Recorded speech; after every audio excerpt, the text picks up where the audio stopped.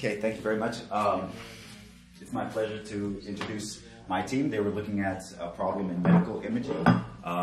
It's an inverse problem, and they're going to explain some of what that means and some of what they discovered about looking into the mind using EEG. And I just want to express my thanks to the Fields and to MITACS.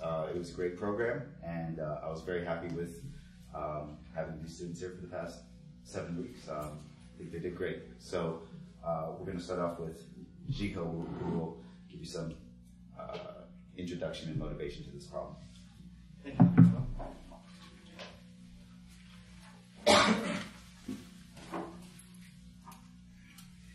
Before we begin, we just want to thank Dr. Hoell, Dr. Nachman, and Dr. Deutsch for supervising our project, and we would also like to thank the Fields Institute and MITACS for giving us the opportunity to present at this conference. So why are we interested in this problem? So I just want to give you a brief overview of the ultimate goals of this project. The EEG stands for electroencephalography, which records the electrical activity in the scalp, and is currently used in the diagnosis of epilepsy and sleep disorders. Current imaging methods such as MRI, CT scans are very expensive, and we hope to use EEG to diagnose neurological disorders such as Alzheimer's. And to use as a diagnostic tool, we must first solve the so-called inverse problem. The solution to this problem recovers the current density in the brain based on the EEG signals. So the solution to the inverse problem is required to understand the implication of these images. And the term inverse problem will be defined in more detail as we go along. I want to give like a brief biological background behind. So the human nervous system is arranged into neurons, and the dendrites are where all the information from other neurons are passed on to this neuron. And the nucleus, the cell body, are responsible for carrying out the basic metabolism of the cell. And once they integrate all the information from the other neurons that have reached the dendrites, the axon is where the signal is propagated so that it can release its own neurotransmitters, and it can transmit information to the dendrites that's connected to the neurons that are not shown here.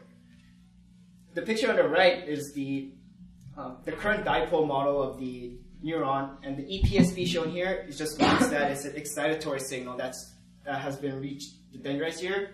And once an EPSP signal reaches, there's an inflow of sodium ions, which are positive ions, and creates a sink here. Consequently, it also creates a source here. So the sink is going to be the negative end, and the source is going to be the positive end. And this shows the current dipole model of the neuron. And this is the basic building block of EEG signals. And one neuron is not enough to create a detectable EEG signal. They have to fire synchronous to create a detectable EEG signal, and usually it's the cortical pyramidal neurons that are usually fired together, and that contributes most to the EEG signals. So these neurons form the human brain, and the human brain is roughly divided into 3 regions: frontal lobe, parietal lobe, and occipital lobe. I'm not going to go into detail of what each lobe is responsible for, but just keep in mind that the occipital lobe is the region where visual processing occurs. And the figure on the right shows where the electrodes are placed on EEG. So I'm going to introduce you to the forward and the inverse problem. So the forward problem is going from model parameters to data. So what does that mean in EEG? Based on the current density that's inside the scalp, the data is going to be the electric potential measured by EEG. And it's a good time to introduce what's called a lead field, which you're going to use the letter K in all of the equations from now on. The lead field K is a linear operator that acts on model parameters that will give you the data. It's just going to be a matrix. The inverse problem is just going the other way around. It's going from data to model parameters, which means that it's going to be based on the assumptions of the boundary. We're going to estimate something about the localization of the source. It's not as easy as just finding the K inverse, because the solution is an ill-posed problem. The solution to the inverse problem is ill-posed. On the other hand, the forward problem, there are solutions out there, and Bilal is going to talk more about some some examples on how to solve the forward problem. However, the inverse problem is ill-posed, ill-conditioned, and there are infinite number of possible source configurations, which means that there are just more variables than equations in the matrix. I'm just going to quickly define what do we mean by well-posed. Well, for a problem to be well-posed, the solution must exist and must be unique and must be stable. So small change. What do I mean by stable is that small changes in parameters should also cause small changes in the solution. The other members are going to talk more about how to overcome these obstacles in solving the inverse problem. And next, Bilal is going to talk about Maxwell's equation and the Adrian method. Well, thank you, Jiho. So I'm going to talk to you about the adjoint method, which is one method to solve the EEG inverse problem. But before I do that, I'd just like to go over some preliminaries. And the first thing I want to talk about is the forward problem. Which, So the forward problem can be formulated as this equation right here, where you're given a JP and you're given a sigma and you're asked to solve for phi. This is in contrast to the inverse problem where I'd be given a phi and I'd be given a sigma and I want to solve for the JP. So this equation right here is known as the state equation, and I'll just be calling that the state equation from now on. There are cases where certain parts of the brain have constant conductivity, and because of this you can just take out the sigma right here and you just get a well-known PDE known as Poisson's equation. So deriving the state equation, this equation right here, we're going to use the quasi-static approximation of Maxwell's equations in a void. Note that this isn't the entirety of Maxwell's equations. We just used what we needed, and in fact, we don't even need the first one. But anyways, just for terminology, rho is the charge density, E is the electrical field, J is the current density, JP, which is what we're after in the source in the inverse problem, is the source current, and sigma is the conductivity of the medium. Just study these equations because we're going to be using them. Right now. So we know that the curl of our electric field is 0, and what that basically means that any vector field whose curl is 0 can be expressed as the gradient of a scalar function, and we call this we represent E as the gradient of the negative of the electric potential. And we just plug this equation into our other current density equation, and we just get this straightforward equation. And then now we take the divergence of both sides. But now we remember that Maxwell's equation told us that the divergence of the current density vector is equal to 0. And so we're done, because you can just rearrange this.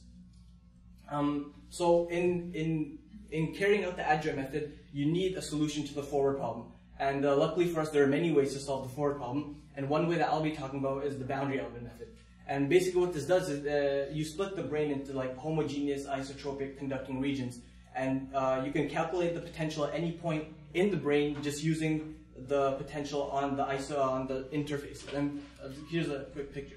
So I have these like this would be one region and this would be another region, and this squiggly line, that would be an interface. And so I can calculate just the potential at any point using values on this interface, the potential values on this interface. And you can it can be expressed as this formula right here, where if Sj is your interface, then you can see that the integral is taken over the whole interface. And this equation is pretty daunting, but you can just see that you can reduce it after discretizing it. You can just reduce it down to this linear system right here. So going specifically into the adjoint method, as opposed to what you'll see later on, the adjoint method tackles the EEG inverse problem from a variational perspective using variational methods. And the best part about it is that it produces a really straightforward, simple algorithm. So since we're going to be using variational methods, you want a Lagrangian, and so we're going to start constructing that. So we assume that the measurements that we make, which are the VI right here, can be modeled as the difference between electric potentials taken at different times, at different points on the head, and with respect to some reference node. And we also have to impose a condition that the state equation holds, because that necessarily follows the Maxwell's equations. So we just sum the two equations that we just had right here, and we get our Lagrangian. But note that instead of using the state equation itself, I use the weak formulation because that's crucial in the adjoint method. And the goal of the adjoint method is to minimize this functional right here, because this is essentially an error term. So you want to minimize this over L2 of omega, where omega is the brain. and you want to find a specific JP that does that. So after taking the functional derivative of our Lagrangian, you get something called the adjoint state equation, and it's this nasty-looking equation, and you want to solve this for W. And once you have that W satisfies this, and your phi satisfies the state equation, you can actually express the functional derivative of L, which is our Lagrangian, with respect to JP, just as the gradient of W. And this is the algorithm that I was talking about, which is very straightforward. So you start with an initial guess, JIP, and you set your counter equal to 0. And now you solve for phi using this equation, which is a state equation. And this is where you need the forward problem, because the forward solution, which is you can use the boundary element for that. And then you have to use that phi to solve your WI, which is this equation right here, because you have to solve this. And then you have, once you have your WI, you have your functional derivative of L with respect to JP. And now we just use a method of descent to calculate your next iteration, which is just Ji minus the gradient. It should be Wi, and then set your I equal to I plus 1.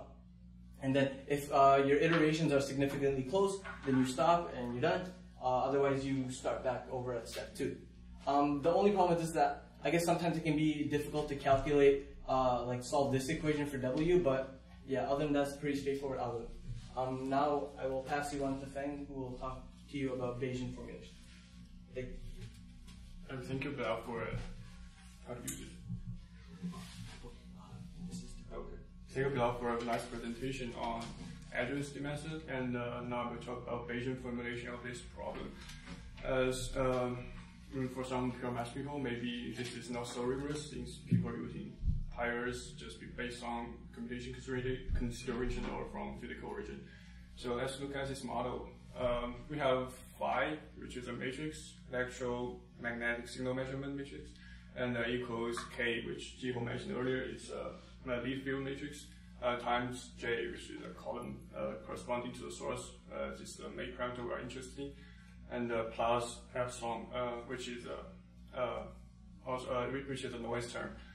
And the central approach to Bayesian framework is we assume all variables in our model are random variables. And the randomness doesn't mean we have a random signal measurement or we have a random lead field on our hand. Basically mean we don't have enough information on variables. For example, this noise term, basically we don't really know the distribution of it. So there are methods to detect, for a robust model, to detect the actual distribution of the noise term. So for now, we just assume it has a simple form, which takes a zero mean normal distribution, of course in high dimensional. And under Bayesian work, once we can find the posterior distribution of the source J given phi the measurement, then we say we find an inverse solution. So let's look into details about it. And since we already know, like by assumption, we have a normal distribution of the noise term, so we can simply subtract from it and find the probability likelihood density function from between phi and j, which is just a high dimensional normal distribution. Of course, the term are matrices. And also, once we have a so-called right, like we have a right assumption or on the source column j, and we can simply invert the model by apply Bayes rule, right over here. So this will only work once we have a nice prior, like we know enough information about the source, which is usually not so simple to find out. So there's one way to sort of go around this difficulty by choosing this hierarchical Bayesian model, which means we can extend the model into a higher level by adding up a new level of inference. We control the prior on J, and it makes this randomly determined by our hyperparameter, which we will call this gamma, and the construction will show up later.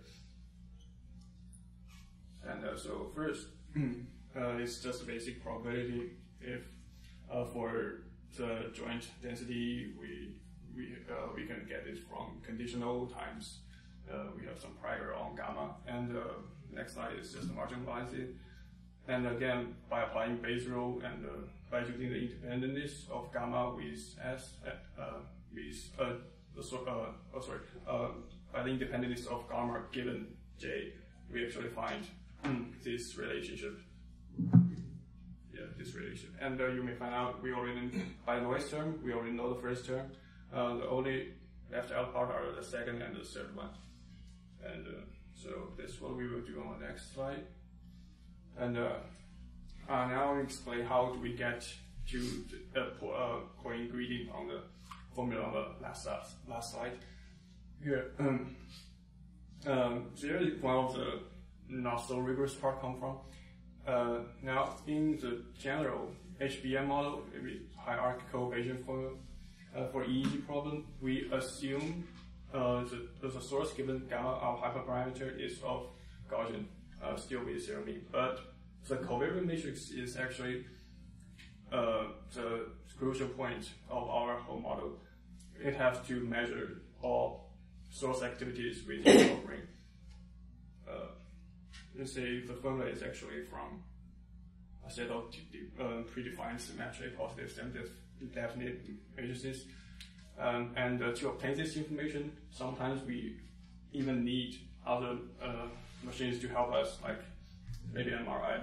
Yeah, so it's kind of opposite the idea of cutting the cost, as you mentioned earlier.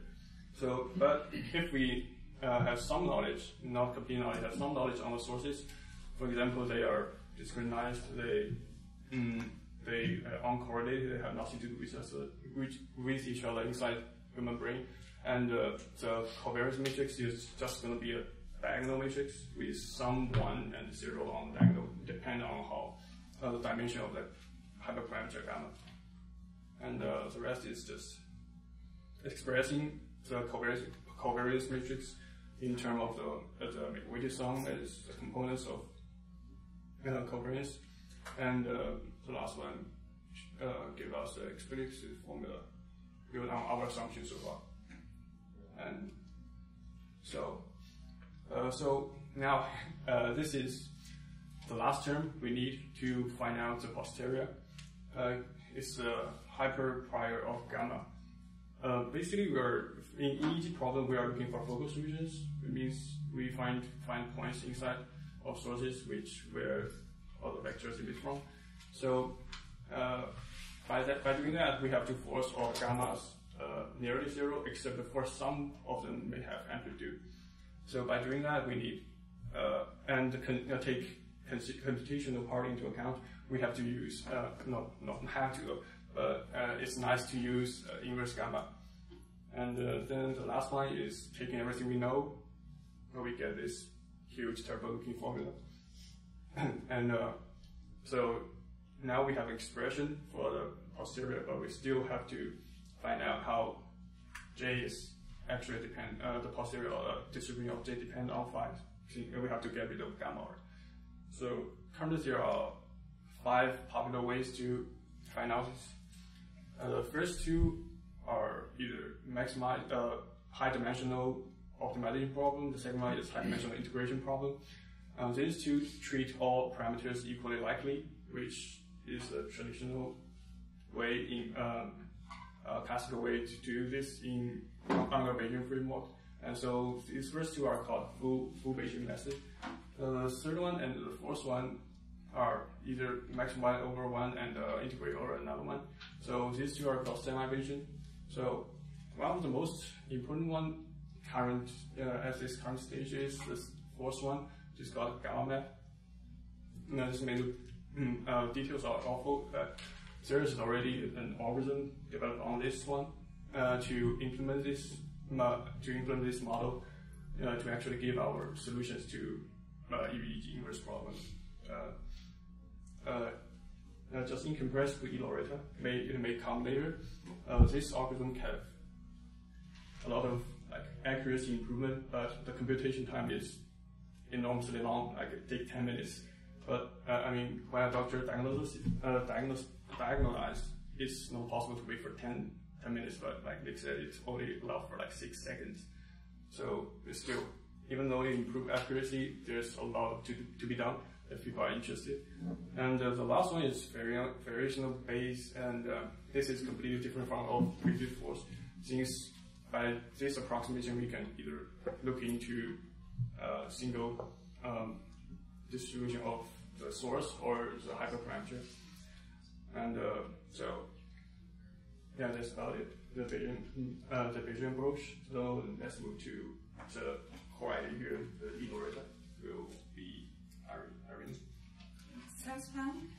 And actually, it's the last stop mathematical stuff that we use in our presentation. So I'm going to talk about exact resolution, low resolution, brain electromagnetic tomography.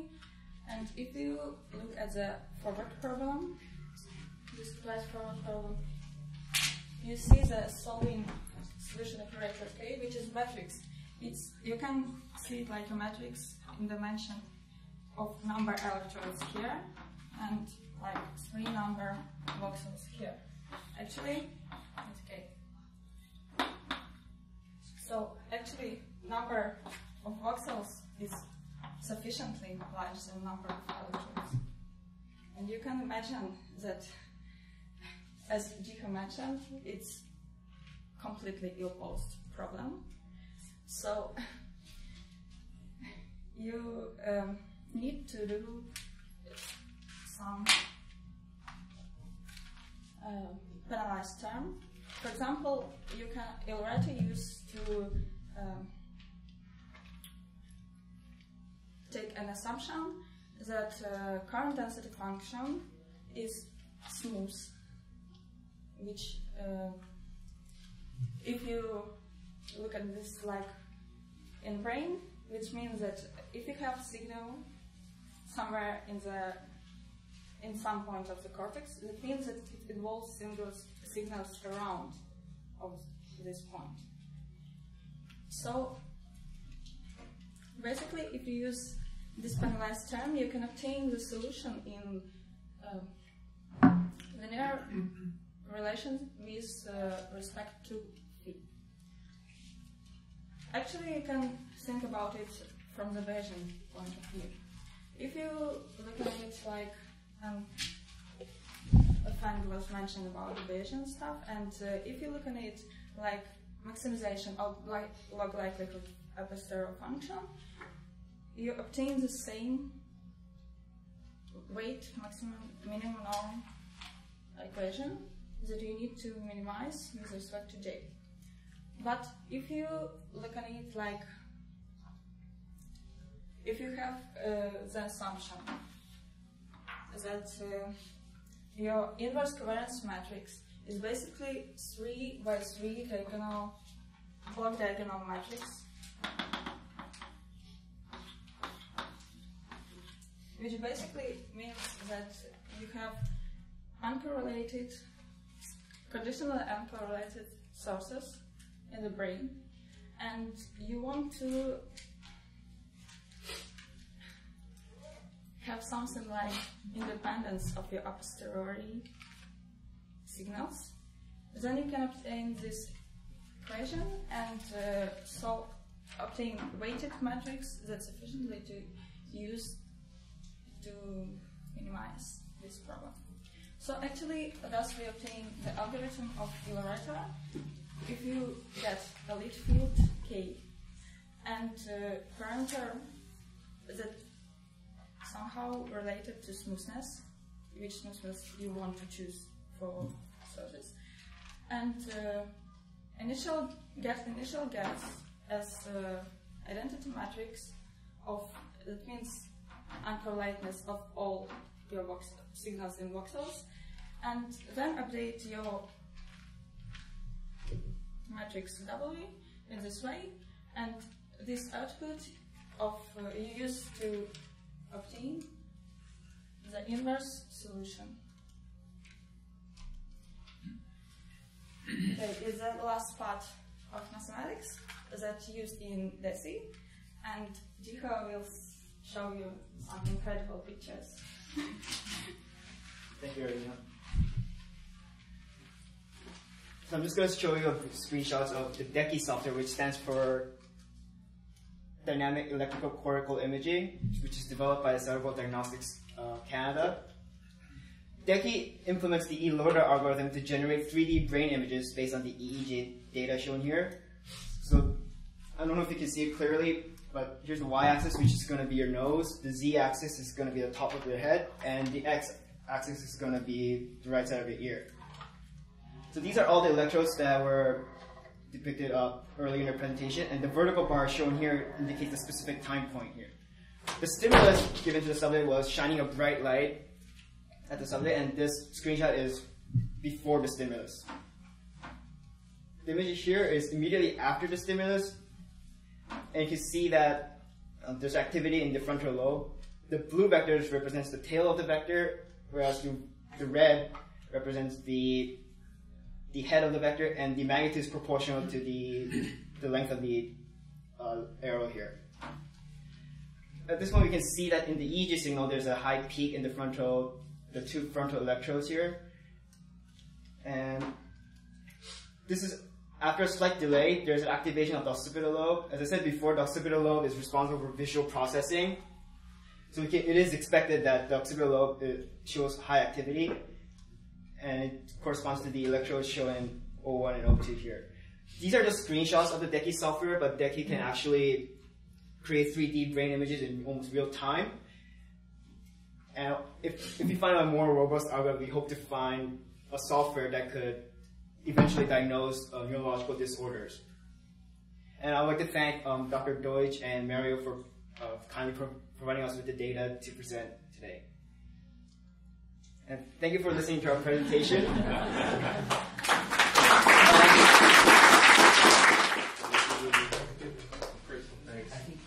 So I'd just like to offer my personal heartfelt thanks to everybody that participated in this. Dr. Hoell, Dr. Nachman, the Fields Institute, MITACS, and all the students. It meant a lot to us as a small company to see so many smart people, joining on this issue. It's really heartwarming. Thank you very much.